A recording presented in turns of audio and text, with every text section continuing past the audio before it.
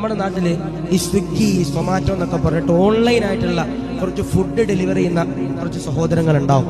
ഞാൻ സാന്ദർഭികമായി ഓർമ്മപ്പെടുത്തുക, നമ്മുടെ നാട്ടിലൊക്കെ ഈ സ്വിഗ്ഗിയും സൊമാറ്റോ ഒക്കെ ഓർഡർ ചെയ്യുന്ന മക്കളുണ്ട്, ഈ അതിലൊക്കെ വർക്ക് ചെയ്യുന്ന മക്കളുണ്ടെങ്കിൽ വണ്ടി ഓടിക്കുമ്പോൾ നിങ്ങൾ സൂക്ഷിക്കണം. ഈ സ്വിഗ്ഗിയുടെ സൊമാറ്റോയുടെ ഒക്കെ പിള്ളേര് മിക്കവാറും ഈ മാപ്പ് നോക്കിയിട്ട് വണ്ടി ഓടിക്കാൻ, ഇവര് റോഡ് നോക്കൂല. അല്ലാഹു നൽകും മറവട്ടെ.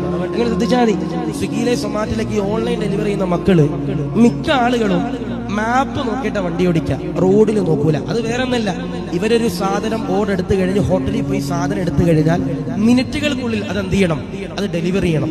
അത് ഡെലിവറി ചെയ്തിട്ടില്ലെങ്കിൽ അത് ക്യാൻസൽ ചെയ്താൽ ആ പാവപ്പെട്ട മക്കളുടെ കയ്യിൽ നിന്ന് ശമ്പളം പോണേ.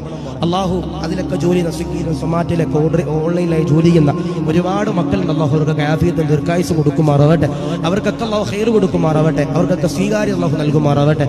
അപ്പൊ ഈ സ്വിഗ്ഗിയിലും സൊമാറ്റോയിലൊക്കെ ഇങ്ങനെ വർക്ക് ചെയ്യുന്ന മക്കളൊക്കെ എന്ത് ചെയ്യുക, നല്ല രീതിയിൽ നോക്കി വണ്ടി ഓടിക്കുക.